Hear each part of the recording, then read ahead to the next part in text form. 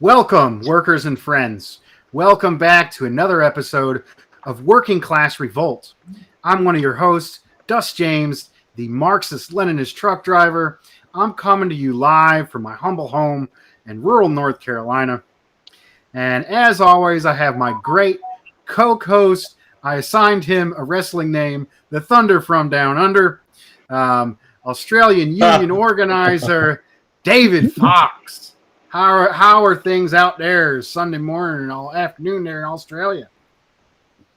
Oh, good, thank you, and I hope everything's going well up there. Yes, a lovely fall evening out here. Well, it's deep into fall, as Dolly Parton would say. Yeah. So we got two great guests and a great show for everyone tonight. Both returning guests. We're very honored to have Helen Whooley, I believe, a fellow driver, also active in the labor movement. Helen Whooley, how are you? Today? Very good, thanks, Dusk. Thank you very much for inviting me back on. It's a great pleasure and an honor. And so we also have Pella Libertas. If you're on YouTube, you might know him. He's Red Illuminati. Always has great content.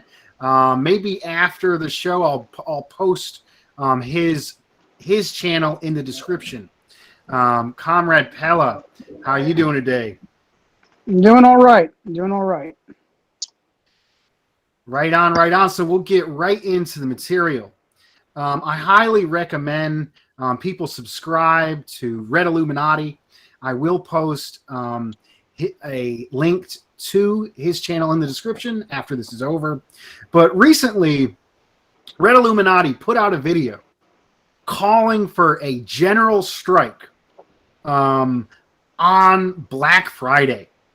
He recently had some experience working in, I believe, logistics or warehouse in Walmart, and has some work experience behind this. Maybe you can tell us a little bit about that video and what you were calling for.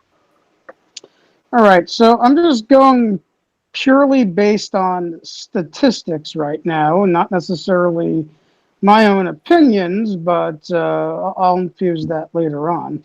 So presently at this time, there are about 500,000 shipping containers stuck off the ports of California.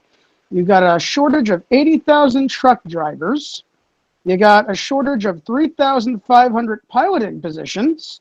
According to the Brotherhood of Local Engineers, there is a 33% shortage related to railroad workers. And on top of that, you have 965,000 retail openings. That's almost 1 million openings right now. So right now, in addition to that, on top of that, this is where things get very interesting. We have an element of right-wingers in this country who are, anti-vax, as they call them. Well, on December 8th, all 27 million federal employees must be vaccinated. Otherwise, they're going to lose their jobs. This is not also counting the municipal employees that have lost their jobs or have been put on unpaid furlough. That's relative to police, garbage, and fire. So those are pretty important municipal positions. And then on top of that, you got to take this into consideration, that you got Southwest Airlines, FAA flight traffic directors are planning on, they haven't specified when, but they have planned on calling a mass sick out over the vaccines, which I find this very, very humorous almost, because all this anti-vaccination organizational stuff that's coming from the political right in the United States is directly defying the Taft-Hartley Act, which Republicans used to full-throatedly support. So, they say, oh, you can't call general strikes or mass strikes over political issues. But Republicans are doing that right now. So if the Republicans are doing that, then it would be an ideal time for the more leftist and liberal types to call that bluff, play into that bluff, and then stage a strike on Black Friday, considering that all these material conditions are adding up to the point where we have supply chain shortages and worker shortages on top of that. So, as somebody who used to work at Walmart, I worked Black last year. Hated it. It's terrible. Never do that again. Never. But I'm seeing what was going on last year, not like what is happening this year. Because this year, the chickens are coming home to roost. The supply chain shortage is in full effect. In fact, I read just recently on somebody's microblog who works for Macy's that corporate at retailers are actually having their, white suits go to the floors on Black Friday and help the rank and file workers distribute products that they don't really have in the back. So in the event where realizing that how corporate is ruthless and does not care about retail workers of any sort, I feel that it is necessary that if retail workers feel like they're getting pushed around or bossed around by ruthless exploitive management or the customers, I think it would be just about the right time for rank and file workers to stage a walkout if they feel like they're being pushed. Because, everybody else is staging walkouts now. The folks at Frito-Lay, the folks at, what else was going on strike? Nabisco, the folks at John Deere, and they just won a contract. So if all these other organizations who are not related to retail are going on strike, now would be, well, no pun intended, now would be the time to strike while the iron is hot, because the iron is very, very hot right now. Very powerful presentation, Comrade Pella. So let's respond to this. I want to start off by saying we're gonna, right after we discuss this, we're gonna get more into the the nuts and bolts of what is causing these conditions. But I just wanted to respond to this call, and I haven't been in the union movement as long as David and Helen, but I was trained in it and around it, and there's a lot of dangers with a general strike. And that's with not having the infrastructure. So if someone faces, repudiation, even though it's illegal for the employer to do so, they don't have the infrastructure of a union to back them up and defend it. Now that said, we also have Amazon, who is also doing, who I believe has a union or has links to a union in progress. Is doing a strike on Black Friday as well, and also the Fred Hampton leftists, I believe, recently had a online webinar discussing the idea of a general strike and how to go about it. Maybe we can get into some more experienced union comrades. David Fox, what is your response on both the conditions, the call, and that Comrade Pella put out there? Well, we're going through some changes a lot now, material conditions, especially over the last 2 years. There is a skills shortage as such, and also a lot of companies behind in orders, and because of material, Australia is an import-dependent country. Where only 8% of our workforce is involved in manufacturing, so hence why we're very import dependent now. 40 years of neoliberal policies have allowed that to happen. Now, what's on top of this as well, I'm throwing it. I think when we're calling for a general strike, it's been a lot of people have called that for many years. I think there has to be some lessons learned from previous general strikes over the years and how we got to it. For us in Australia, I think we came close to a general strike historically in 1969 when that was the linchpin for that. The spark for that was the jailing of a union leader named Clary O'Shea, the secretary of the Tramways Union. But behind that, it was all a lead up to it. There was an actual strategy put in place. And I think we're talking about general strike. I've always thought about, I've seen this all over social media and talking to people, what there needs to be talked about. Okay, for us to achieve a general strike, we need to get a strategy in place. And how are we going to get there? And that's got to be in place. When basically what happened in 1969, lessons learned from that. Well, how did they get to that? And not only just what triggered it, but what led up to it, how they got to it. And really, it was many years before. It was a lot of planning, a lot of strategy, a lot of education, a lot of class-conscious education, I must mention that as well, to get workers involved in it. And that was pretty much that resulted in that 1969. What happens, that general strike was actually really over. It was actually the smashing of very anti-union, anti-worker penal provisions in the Australian law, which basically said, look, this whole term of going right to strike and hopefully something will be changed in the legislation. No, it actually proved the way forward is if we're to make those laws redundant, they have to be broken, but there has to be a strategy leading up to that point. You can't just go, okay, everyone out, and then all of a sudden you only get a minority out of workers and everyone's still at work. That really just failed dismally. So that I think that's what's required is a lot of planning and a lot of strategy. And I think that's what's got to put that in the discussion as well. I think to it, and the general strike's got to serve a purpose as well. It's not just having a great. We had a good smack at the employing class. Great, it was good to feel good that way. But really, what happens? It should be more. It should be a challenge to capitalist rule for starters, but also a part of a general social change in the economic conditions from capitalism to socialism. So it's not just an economic struggle. It'll have to be a political and ideological struggle as well. Let's see, Comrade Helen, Whooley, any response?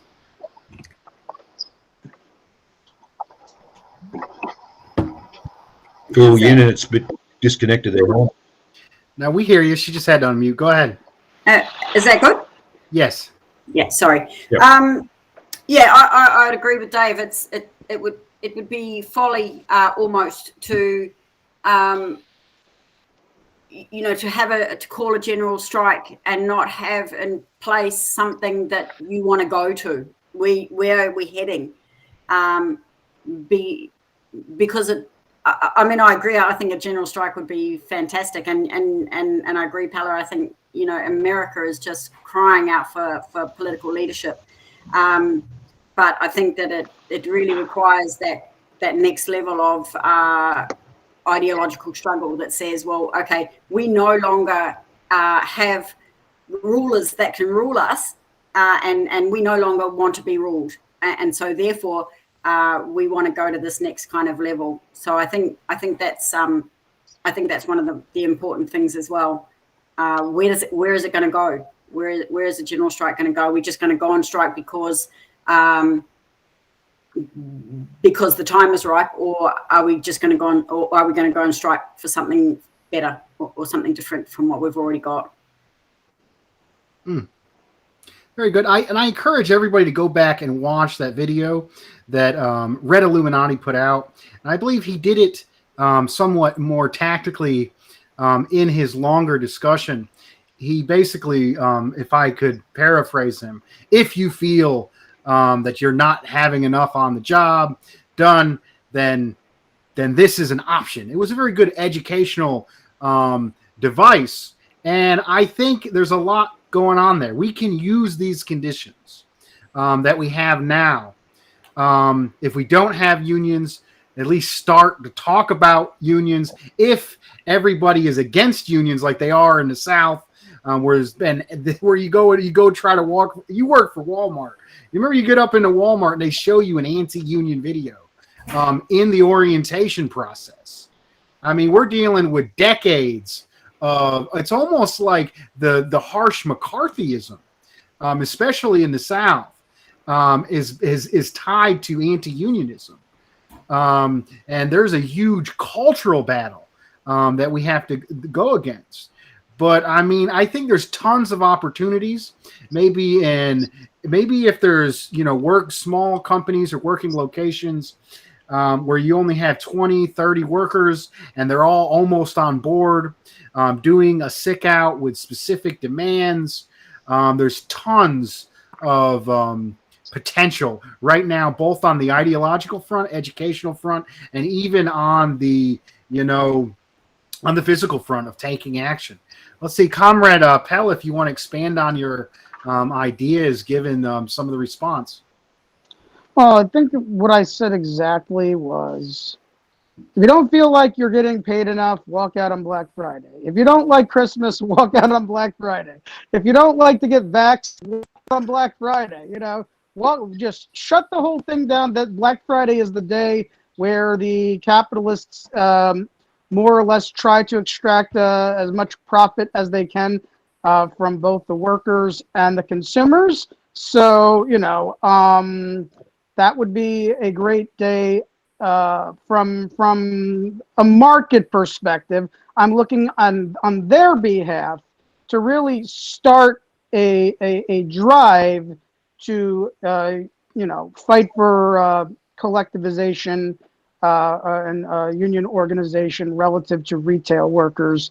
And I mean, you'll never get the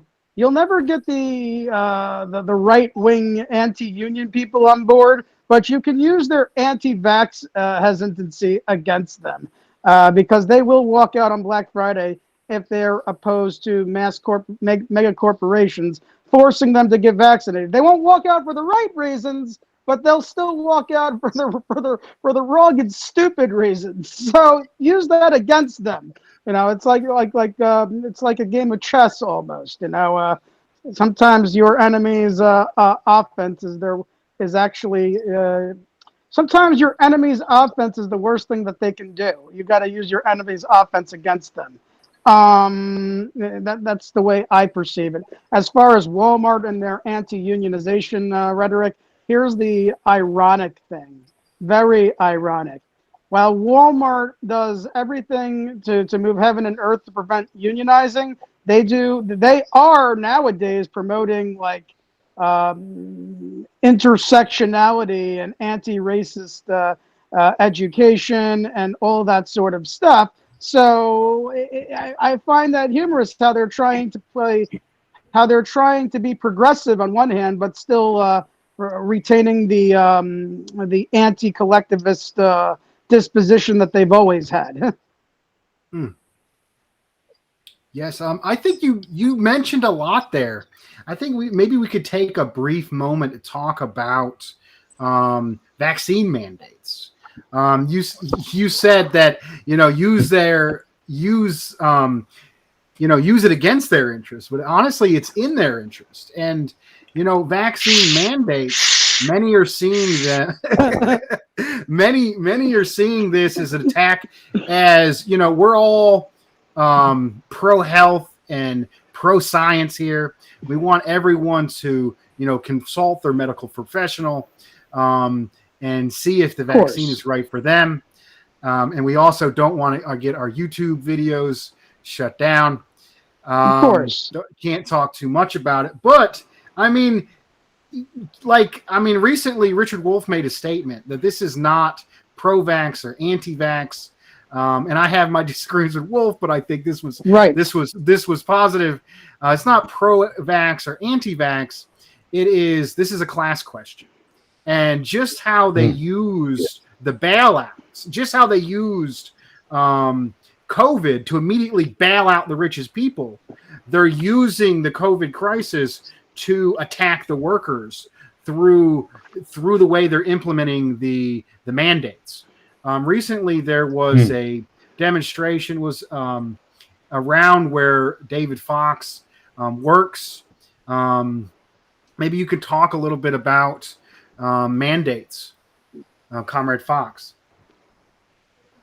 All right. Well, look, back in it wasn't so long ago where the state government here mandated. First of all, it was a particular section of our industry workers had to be mandated to order them by a particular date to keep continuing employing in the industry, notably the construction industry. Had everyone by surprise, no doubt, but there was a massive reaction to that.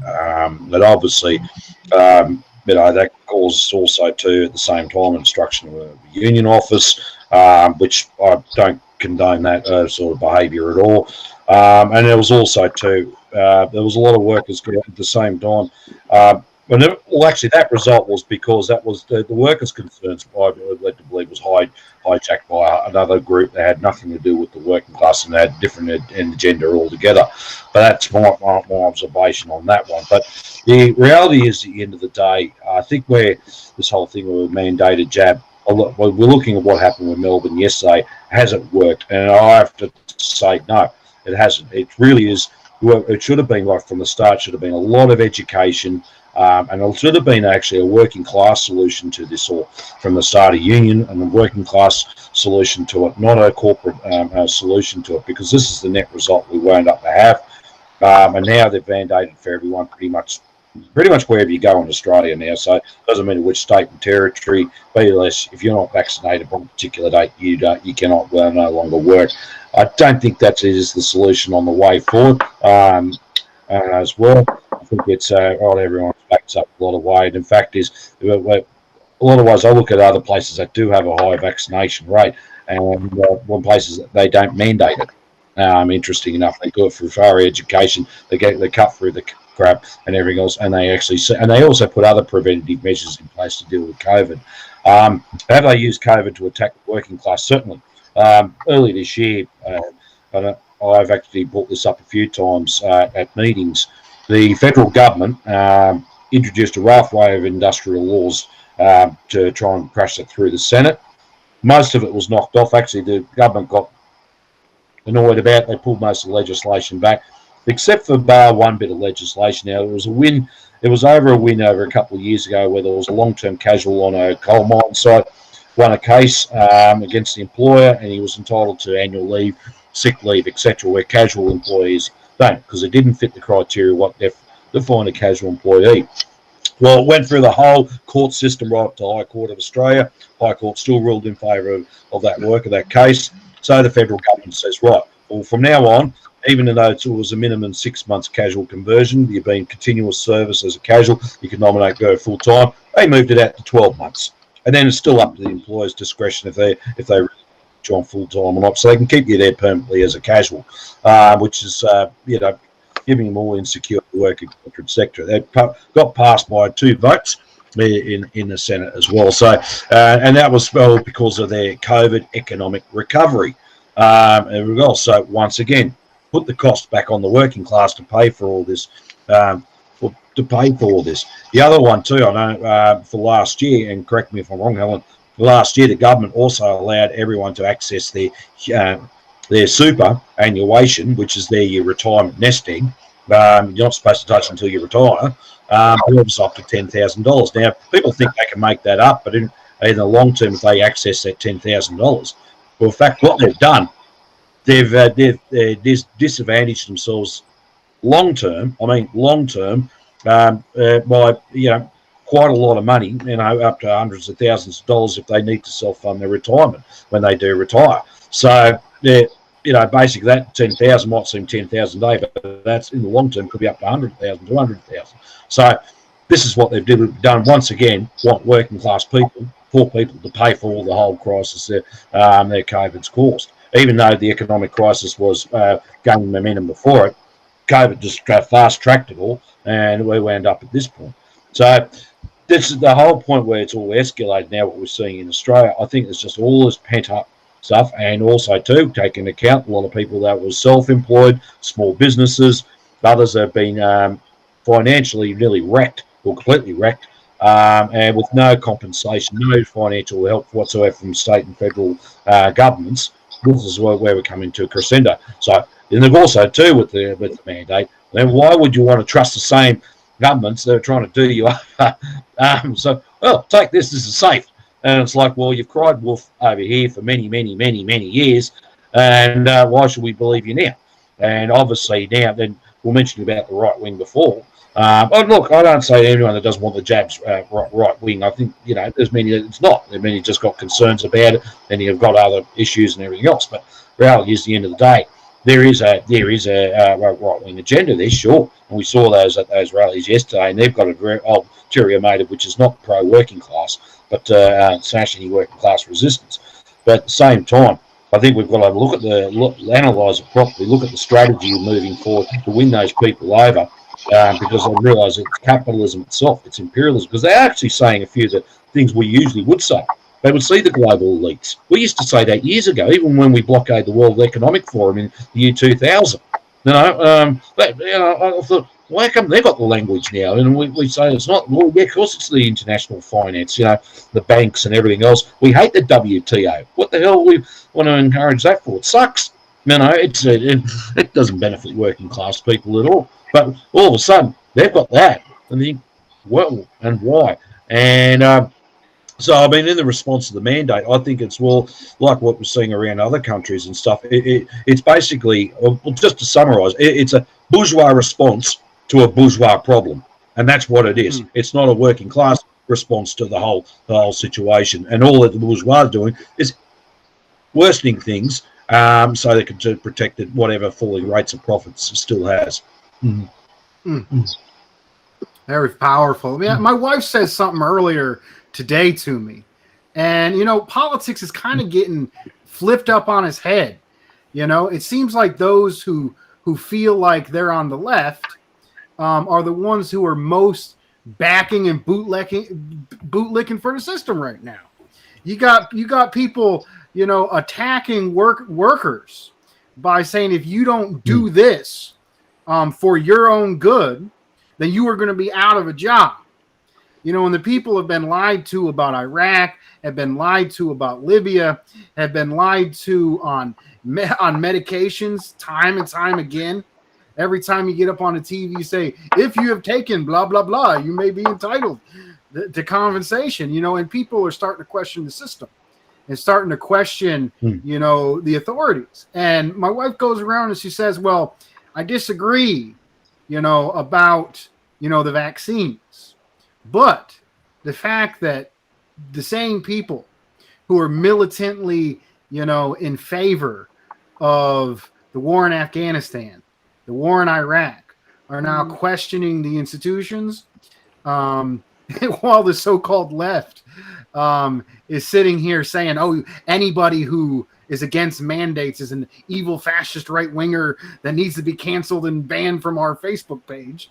It's kind of crazy. Let's see, Helen Whooley, what's your thoughts on this? Oh, look, I'm vehemently opposed to the vaccination, the mandatory vaccination.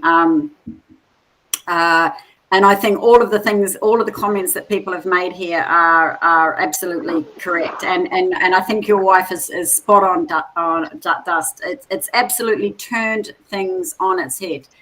And our whole concept of left and right now is totally factionalized. It's just splintered it even further, and that's a real problem for us. Not only so the march yesterday, there were massive amounts of people. Melbourne is 95% vaccinated, which is a huge amount or 90. Or was it 95, Dave? Correct me. You can tell us later. But it's a huge proportion. One of the most vaccinated states in the world. And yet coming out on that demonstration, if we go by what, let's say, Facebook said, there were 500,000 people on this demonstration yesterday, which was, or let's say even 350,000. That means that nearly every single person that's not vaccinated was on that demonstration. Now, and there would have been people on that demonstration that have been vaccinated as well and are opposed to it, but they didn't want to lose their jobs and so on. Not only did so as a result of this this COVID business, our Labor government thought that it would be, and coming up to December the 15th, there's going to be, the state of emergency is no longer in place. So the Labor government thought that they would try to pass a bill that says that they can have the right to call a lockdown whenever they want to, after declaring a pandemic, of course, and that they don't have to consult Parliament, that people can be arrested for egregious behaviour, and so on. Now, all of this is done under the auspices of a health crisis. Now, if we're vaccinated and everybody's following the rules, why is it necessary then to have a bill passed that gives them all of this extra powers that they no longer need, without actually addressing any of the other things, like why don't we need more hospitals? Why don't we need more trained nurses and doctors that can deal with crises? Why don't we have all of these other things in place before we start to say, oh, we need more powers? So as Dave said, it's a bourgeois answer to a bourgeois problem. Let's give Big Pharma millions upon millions of taxpayers' money to vaccinate everybody when it doesn't work 100%. And, you know, all of those arguments that people have. And the problem now, what's really being exposed is this whole concept of left and right. So we've got workers that took to the streets to fight it, to demand that this bill does not be passed, that there shouldn't be mandatory vaccinations, and we call them right wing. It's an unjustified position. They are workers, and we should get away from saying left and right. We no longer have the politics anymore that says you can be called reactionary for a belief that doesn't line up with mine. And I think that's the central thing about the idea of the Communist Party. And I remember seeing the 100th anniversary of the Communist Party of China, and one of the statements was the Communist Party unites the people. Under that, we're all going to have differences of opinion about things like the vaccines. We might call somebody reactionary because they don't want the vaccine. We might call somebody reactionary because they think that unions are bad, or you know, all of these differing things, these differing opinions that people have because of our own personal experiences in life. It's not enough to call them left and right. It's not enough anymore. We need something that's going to unify people on the basis of either their class or on the basis of, it will always be on the basis of class. And the Communist Party of China, for instance, they unite the working class under that banner of the Communist Party. And that's what we need to start really realizing, is that we don't need left and right.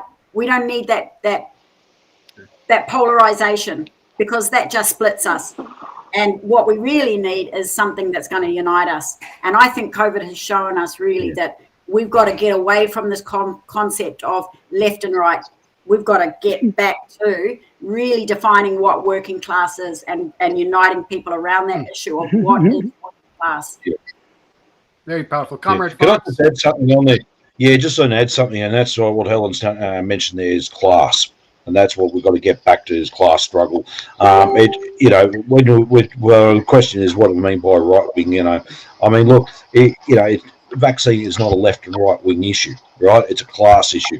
And there's an old question actually many years ago: is there a class issue in medicine? Is there a class struggle in medicine? There is. I mean, obviously, under capitalism, everything's commodified, including what's good for us as well is commodified. But in socialism, is completely different. And interesting, when we're talking about mandates, China hasn't mandated vaccine. Neither is Cuba. Neither is DPRK. Neither is Nepal. Neither is Venezuela. Neither is Nicaragua, Bolivia, Peru, etc. All the ones that Vietnam, Laos, all the rest. They haven't mandated it, and then you've actually got on top of it. So here we've mandated it and still haven't got on top of it. So. There is a class issue that's happening in there, and unfortunately, yes. I mean, look, there are far right elements. There's other groups there they've got their own agenda. They're trying to play on people's fears. That's what they do, and trying to turn into it. And it is worrying. and everything else. There was anti-fascist rallies yesterday in response to that, and then actually that was pointed out as well.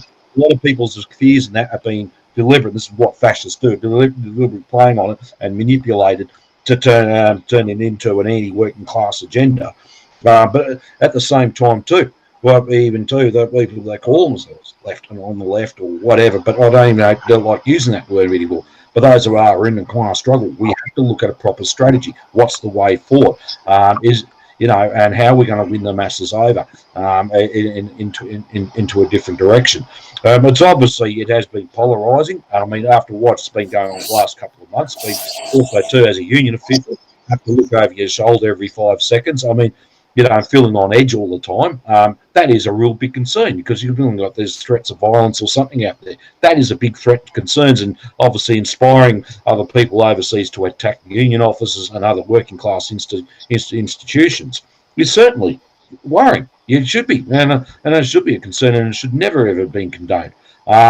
And everything else. So, I mean, that sort of thing should be defended. I mean, and I'm not going to speak too much out of school, but there was even, dare say, threats towards the Victorian Trades Hall here in Melbourne about it. I mean, they kept the place locked up and everything else, and unfortunately there was no attacks on it. But those threats, after what we've seen in the last 2 months ago, and also too up our local trades hall, which was attacked as well. We do feel like, well, we do need to protect those things, but this is the problem we've got. We need to get out there and start gearing this anger. There is anger towards capitalism and everything else.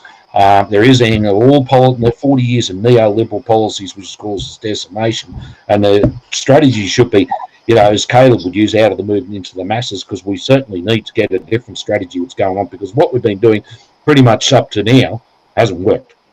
We've been basically playing this thing over and over and over. It's the form of insanity, doing the same thing over and over and over. You can expect to achieve a different result there. And we have got insanity at the moment. Let's see. We're about to move on to. I was going to give a brief talk on, what are the conditions we are facing now, and why. Conrad Pella, did you have any response to the mandate discussion before we continue? I still have the classical definition of left, and the classical definition is those who are against the crown sit to the left. Those who are for the crown sit to the right. So in today's terminology, monarchies are in the background these days, but today the crown, as I view it, is the World Trade Organization, the World Economic Forum, the IMF.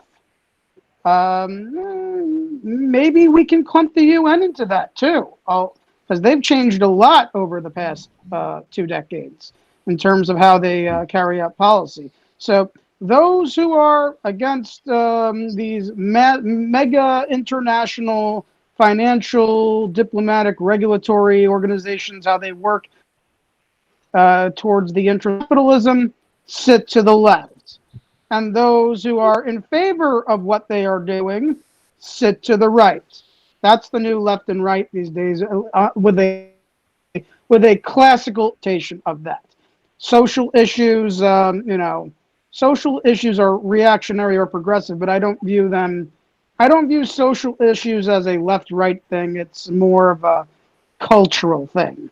But I digress in terms of framing the vaccine mandate position as a leftist or rightist issue. Yeah, that's not going to apply to this situation, because a person's what a person feels like it is best for their own health, that's a personal issue, not necessarily a political one. So yeah, I agree with that sentiment. Very good insights. And I think this comrade here from our avid viewer and fan is Luke Buckmaster.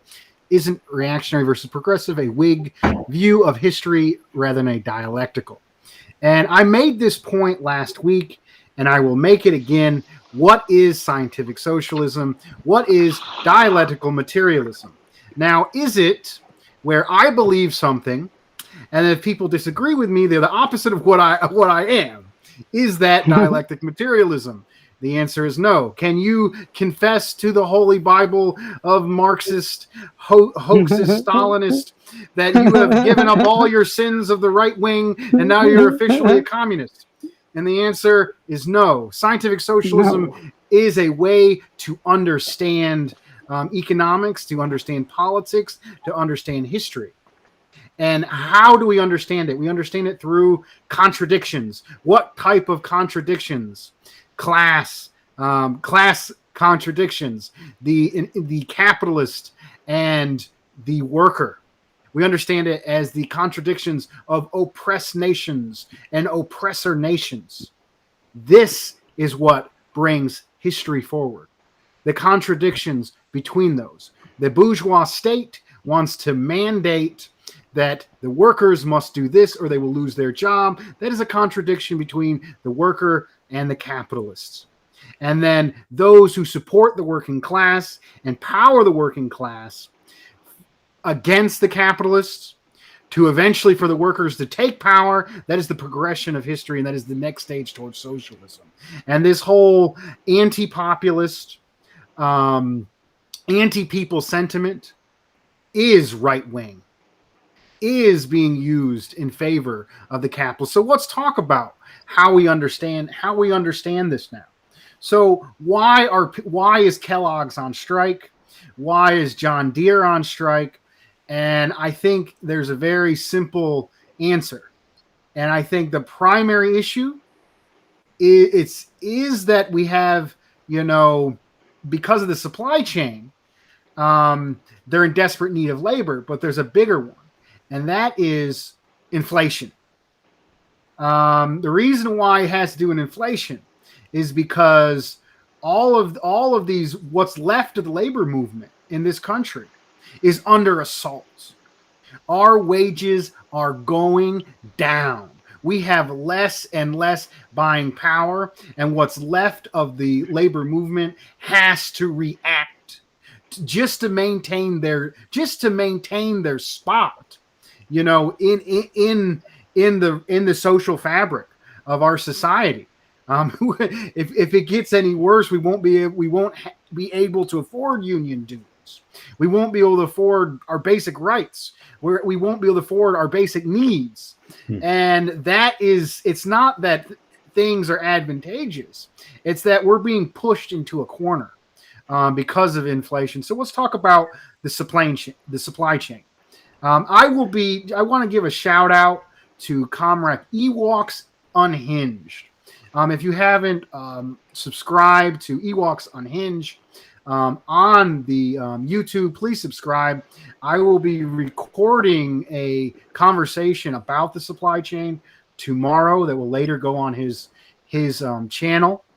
And so how did COVID disrupt the supply chain? And the answer is rather simple.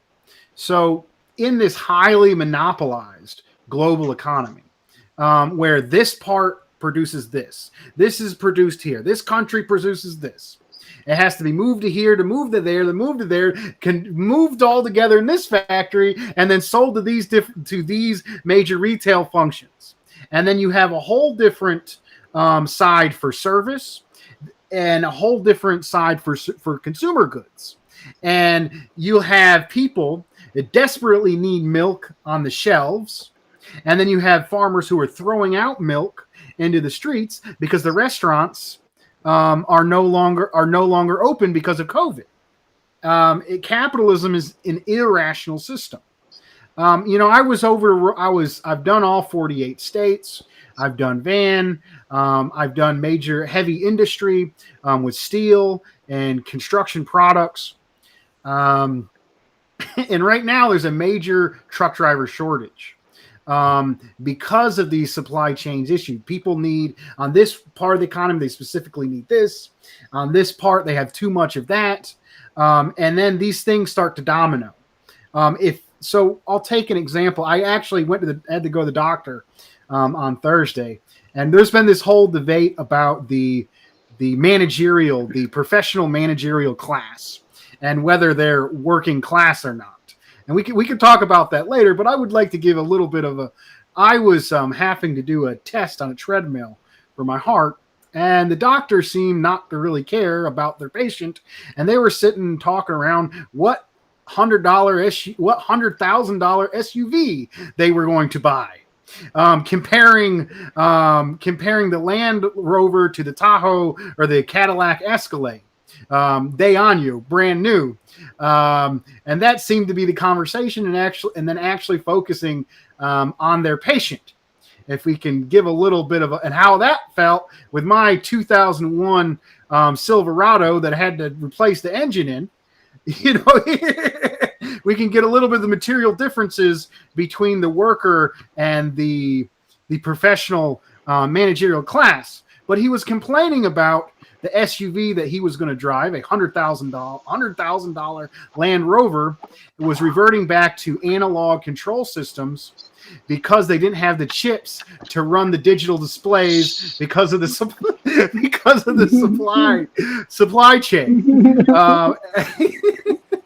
So let's get into that. I added a little bit of humor there, and I raised a lot of issues. You seem to be reacting, Comrade Pella. What's your thought on what are making the current conditions as far as supply chain, inflation, and all that conditions that we face, Comrade? One word. Oh man, he got off.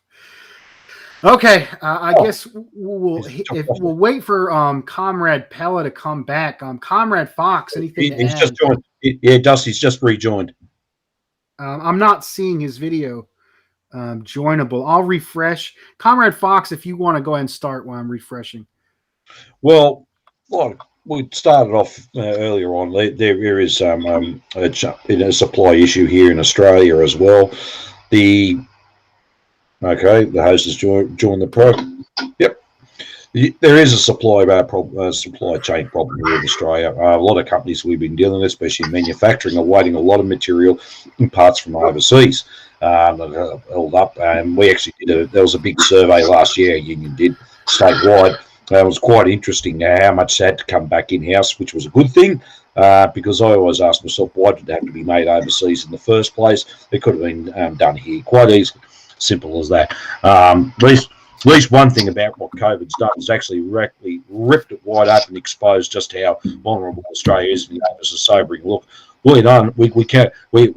And it's given us a sobering look and a really good reason why we should be a lot more self-sufficient and self-reliant. Even making simple things like nuts and bolts. I mean, why do we need people importing that? And even food security as well. So we have all that. And also, too, it seems to show where is a skills shortage because of 40 years of neoliberal policies, closing down government workshops and dockyards and all that, where we used to have a high concentration of apprentices, and now the need to put on apprentices and bringing back skilled labour. It's things like that. And even, too, amongst other things, like, for example, truck drivers. There's a lot of truck drivers. There's a shortage of truck drivers. There's a shortage of train drivers. There's a shortage of pretty much practically everything. And we've seen that through.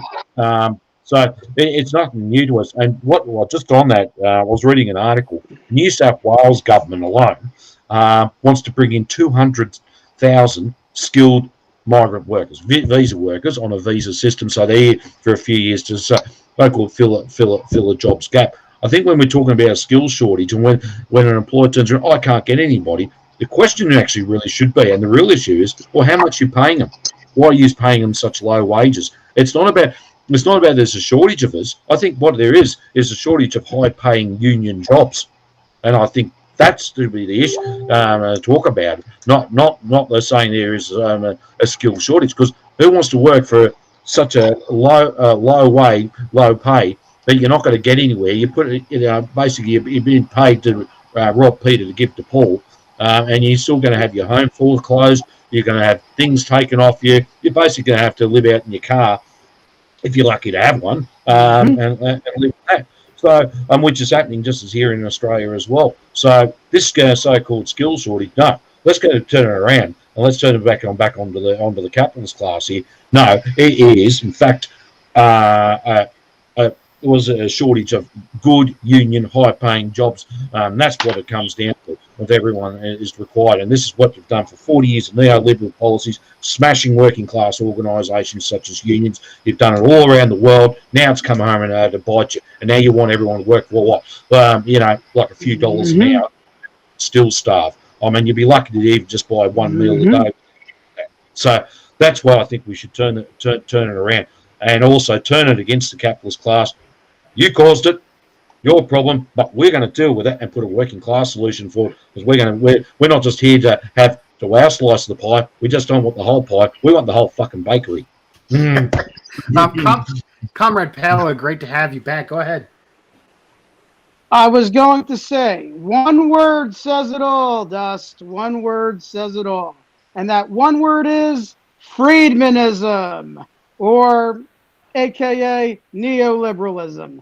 That's right. We have outsourced our entire industrial capacity. We don't make stuff here anymore. Everything is more or less made overseas now, in places where people get paid dirt poor wages, as opposed to having a capitalist class here that actually sees rationality.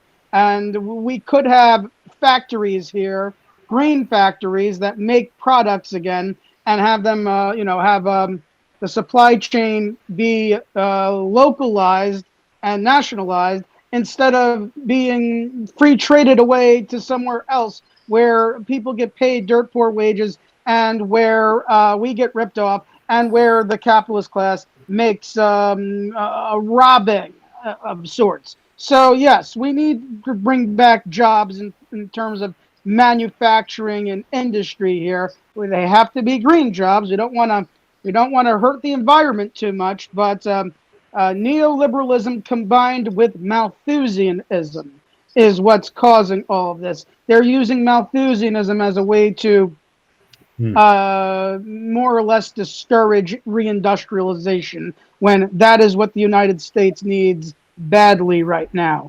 Reindustrialization. On top of that, you also have the over speculation of real estate. On top of that, maybe not directly tied to the supply chain, but definitely tied to inflation. You got these people, these landlords, bloodthirsty mega corporation landlords and big real estate, who say, "Oh, this luxury condo is worth $1 million to live in," although when it only costed $40,000 to construct. So yeah, my dad was in the construction industry. He used to talk about this stuff all the time. You rent this out for $2 million? Yeah, I built it for about $40,000. So that's another thing that's going on. There's an over speculation of the real estate market, which means that it costs more to live. Everything else costs more on top of that. And yes, we need to put our foot down and clamp down on the real estate industry and nationalize at least 75% of it. Very powerful. Comrade Xi Jinping, leader of the largest. I believe they surpassed the U.S. recently on some rubric.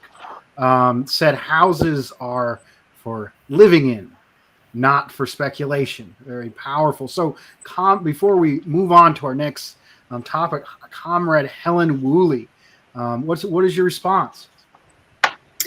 Well, I'll just pick up what Comrade Pella was talking about in terms of this need to reindustrialize, and Dave mentioned it as well. Of course, one of the major problems that capitalism has at the moment is that it's in a crisis of overproduction. So, and that's typical of capitalism, in that it overproduces. There's no control over what gets produced.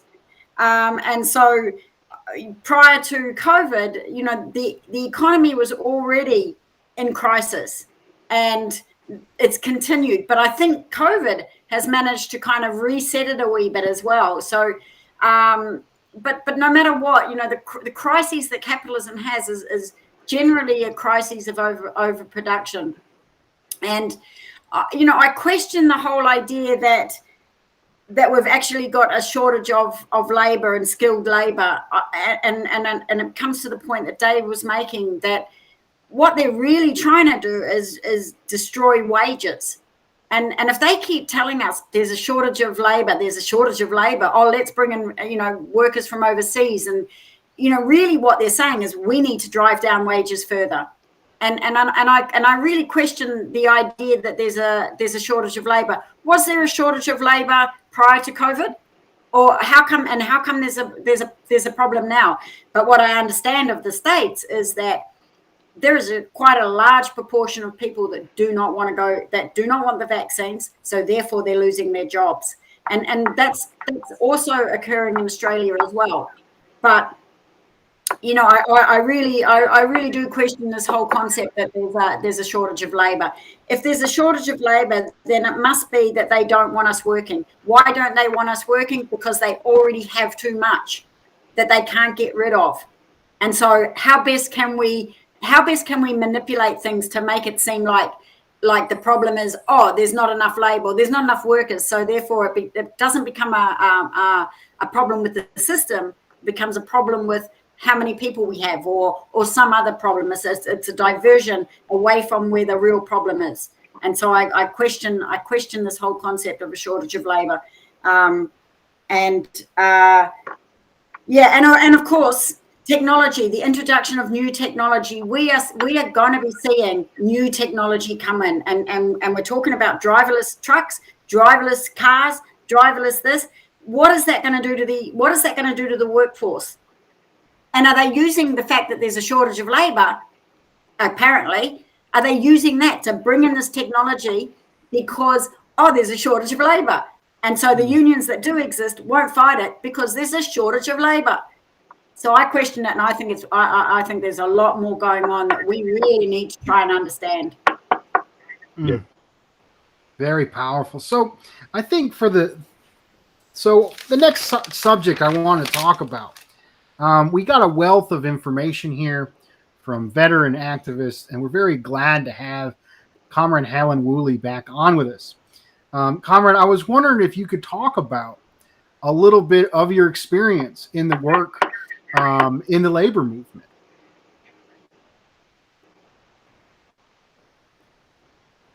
Excellent. So I've been a union member all of my working life, really.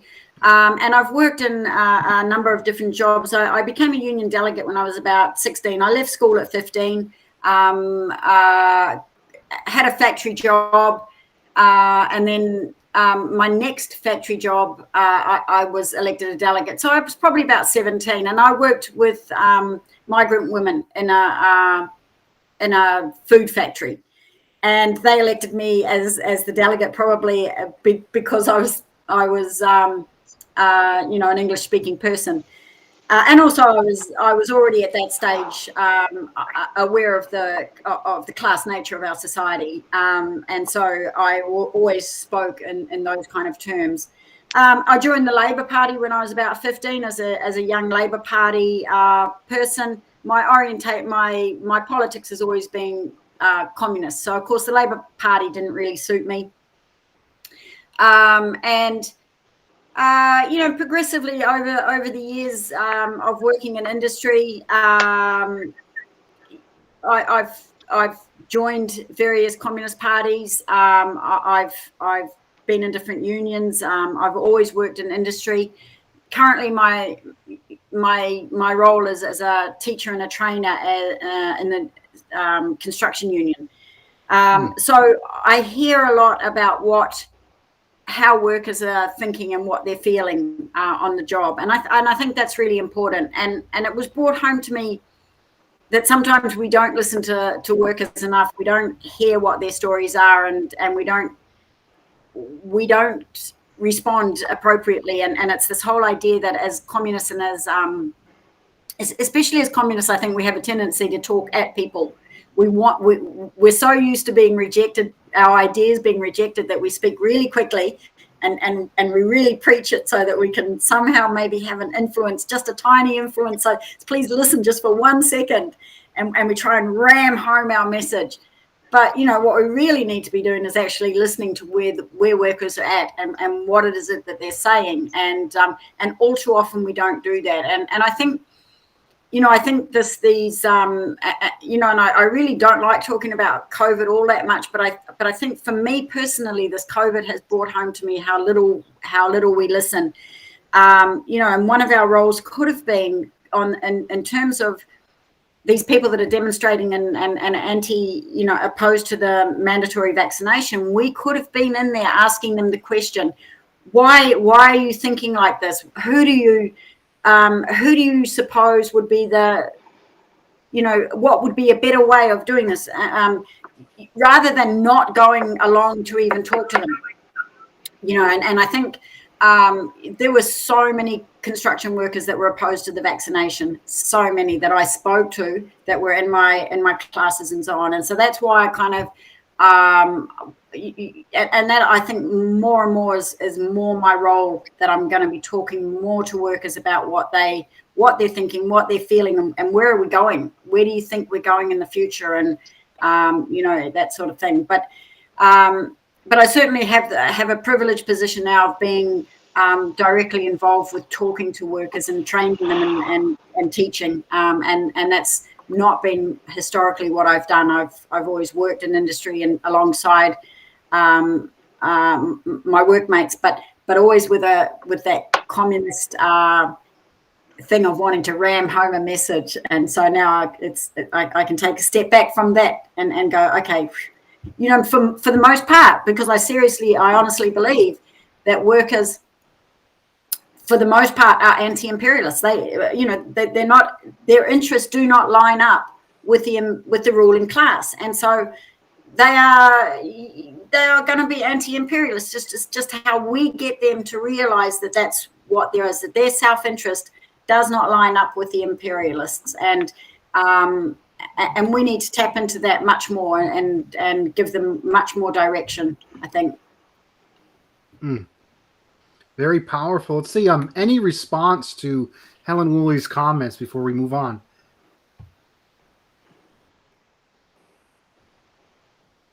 Yeah, okay. well, go ahead. Oh, yeah, sorry, it must be the signal.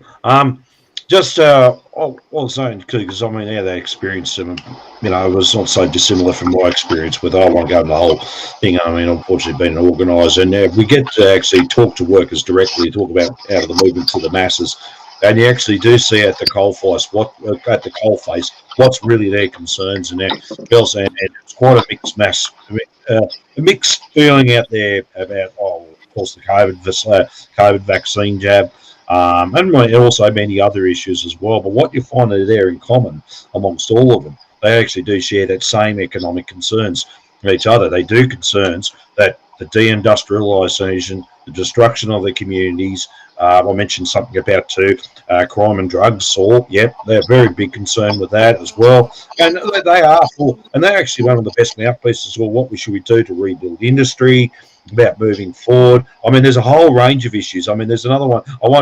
We can discuss this other one, but the transition to renewable energy. And I hear this just transition, but there's been hardly any working class input into it. But when I talk to working class people and workers themselves, they're the best ones to actually talk to about it. Okay, well, there's an issue here. What do we do to move forward? And at first, some of the issues may sound reactionary, but you get down to the core, the kernel of it all, and it's unbelievable. They actually come out with some fantastic ideas. It's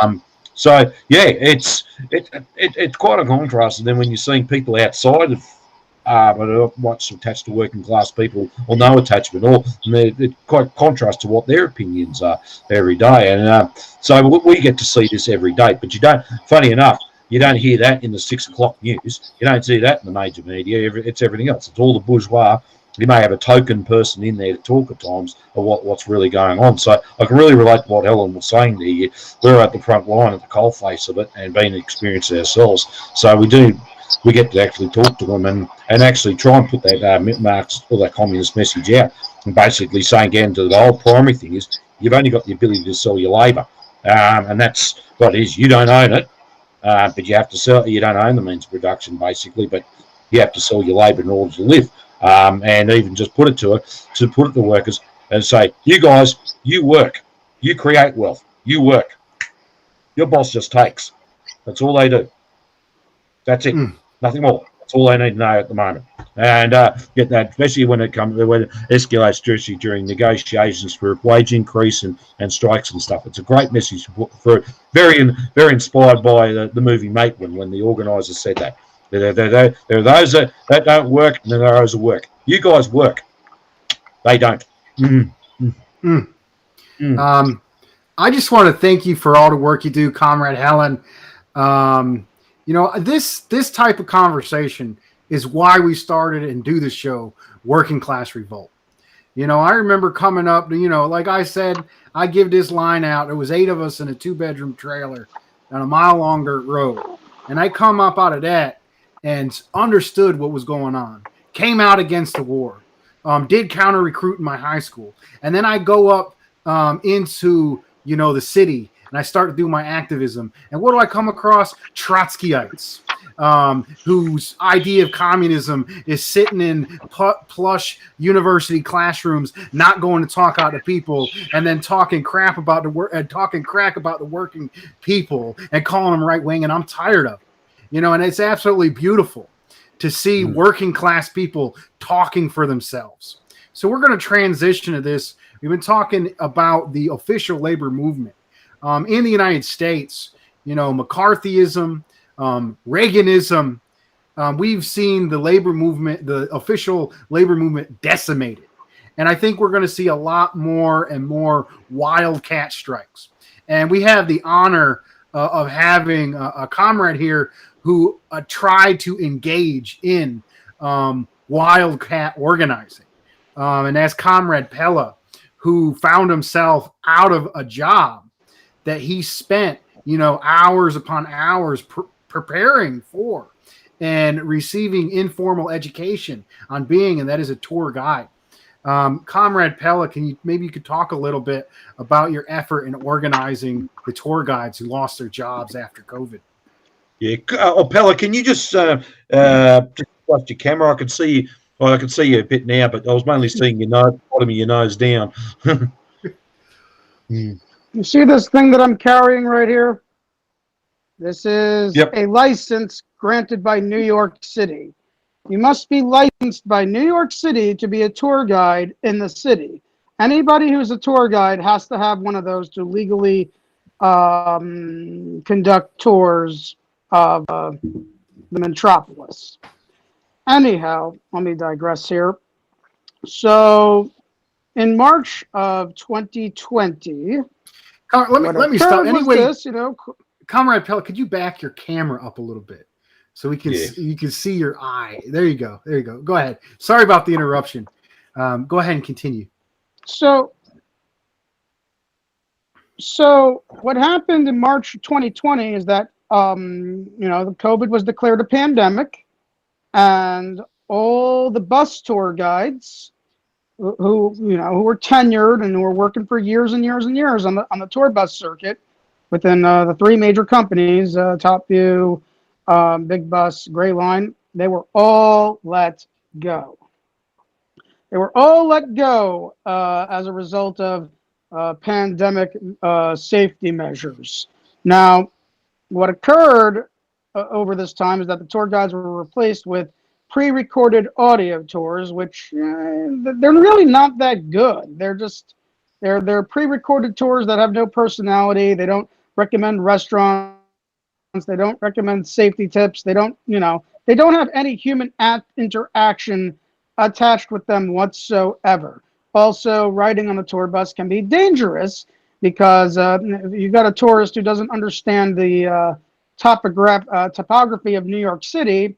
If they stand up and clunk their head on a traffic lamp, or if they stand up and hit their head on a tree branch, a pre-recorded tour cannot tell you to watch out, but a tour guide can. Right.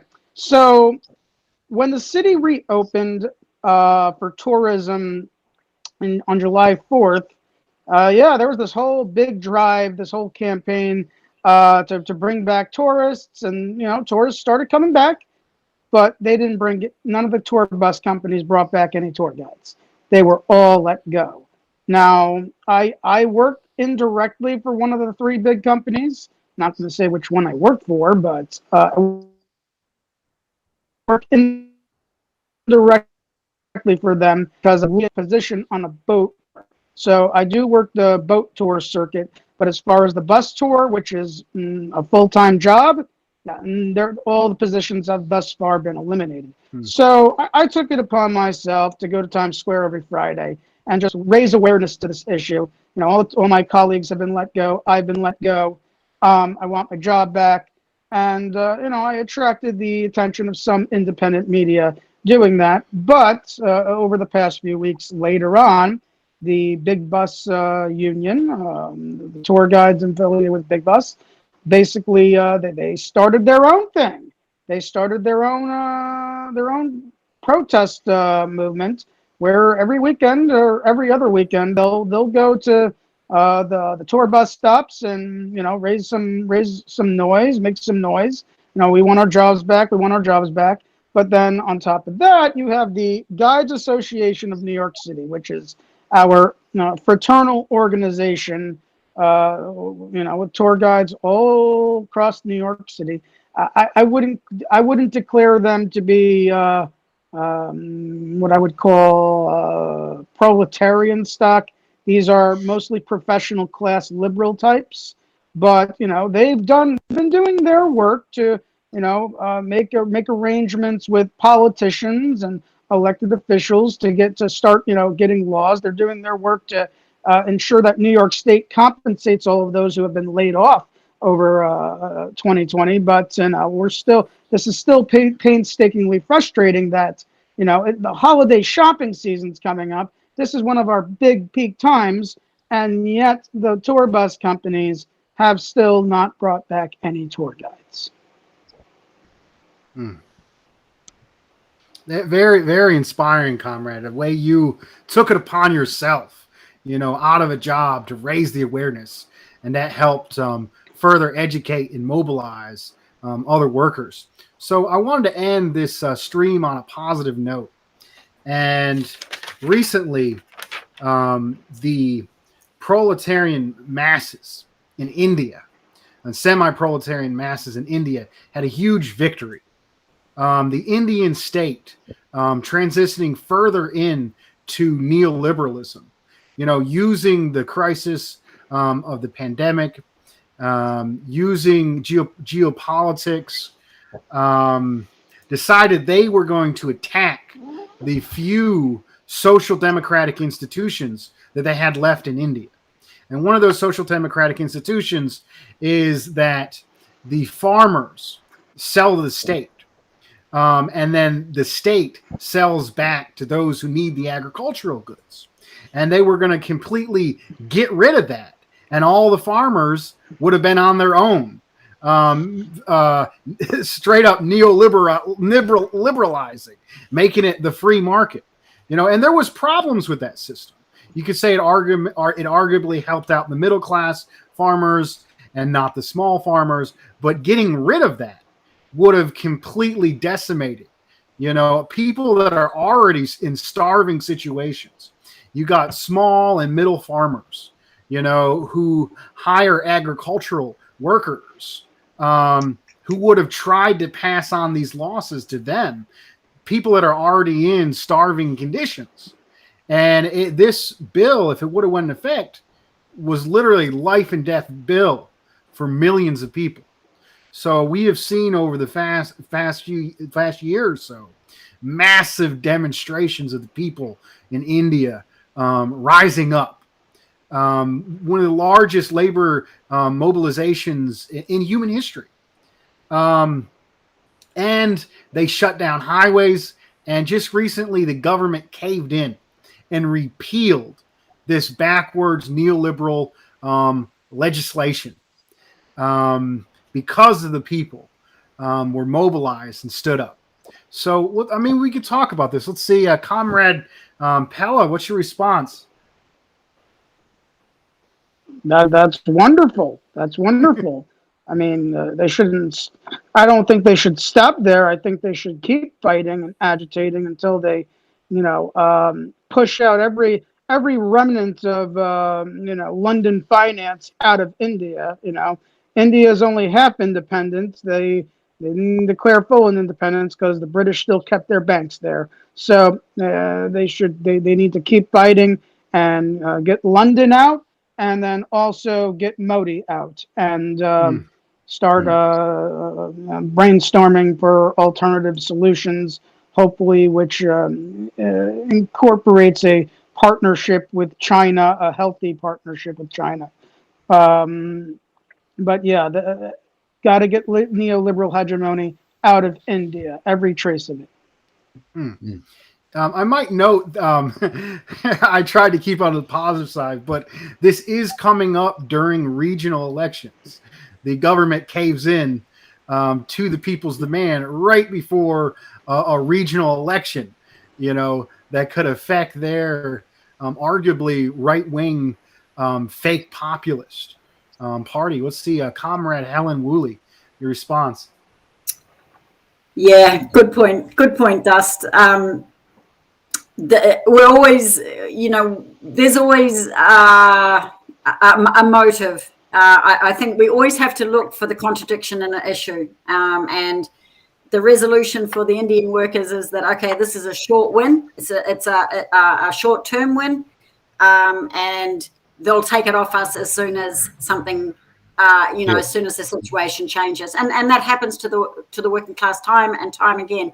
We'll have a small win and they'll take it from us, and it brings to it really kind of brings to the point the whole thing about organized labor as well. Well, of course I support workers being organized, but, the downside to that is that when we're organized in unions, they don't fight outside the capitalist sphere. They just fight for improved conditions and wages, and those short-term wins are stolen from us. Depending on what the economic situation is, or depending on our strength at the time and our organization.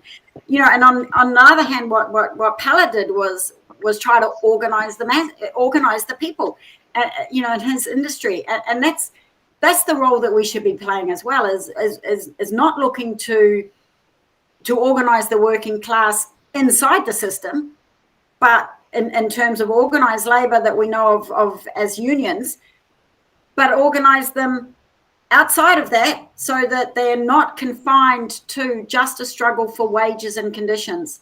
And that brings to the point about the Indian workers. It was a victory, but they're still struggling within the confines of capitalism, still struggling to, win conditions and concessions, and they're granted, they'll be stolen back from them, and as Pala said, and hopefully they'll keep going, and that class consciousness will raise and say, okay, the system is the problem. It's the system the problem, not, and that's what we have to overcome. See, Comrade Fox. Yeah, well, look, I don't want to repeat what both Bello and Helen said. I think they've hit the nail right on the head. The dancer had actually married into what Luke and Comrade Pinko discussed there as well. It's both inside and outside. I mean, unions. I mean, yes, they were united front organisations of workers in a particular industry or classification, craft. Had a common set of interests, and yes, usually it's been wages and conditions, very important. But I think it's got to look like to developing from a trade union consciousness to a class consciousness. And that's got to be doing it. I mean, look, to answer part of Luke's question as well, I think regarding with unions, they need to be built on class struggle, not just strictly just within the confines of the system and wage conditions. And where Comrade Pinko came into it, and outside of it as well, community union organising as well. When someone raised a very interesting discussion yesterday about unions, so it's like they're good at calling the community for support, but when the community needs their support, they have to be there too. And I think that's both vital, and I think that's always sadly lacking, obviously, in the last few months. And the two need to go together. It's actually working class organising is what we're doing here, and they both go and complement each other. It's great to know you can have a little win out of the system or within the confines, but that should be built on how we can actually now take it to higher forms of struggle about actually changing the system from a capitalist to a socialist one. And clearly, actually, it's very inspiring.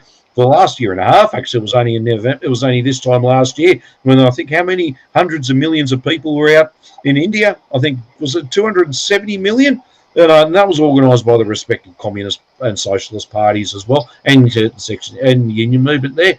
And it was amazing. It was incredible, and it just shows you. Well, that was the media, the Western media, as it plays it down. But obviously, we've got other sources come through, and we should learn from that experience and think, hang on, they're getting it. They're doing what are they doing right, and where we're going wrong. And we can have a look and have a good look at ourselves here. What are we doing right, and what are we doing wrong as well, and where do we need to improve? Right on. So I think that's going to bring us to a conclusion for today. As always, comrades, talk to your coworkers and neighbors. Not only talk to them, listen to them and learn the conditions that they face.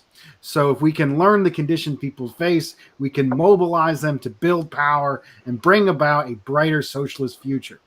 If everyone would raise their fist, repeat after me: dare to struggle. Dare to struggle. Dare to struggle.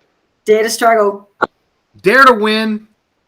Dare to win. Dare to win. Dare to win. All power to the people. All power to the All people. power to the people.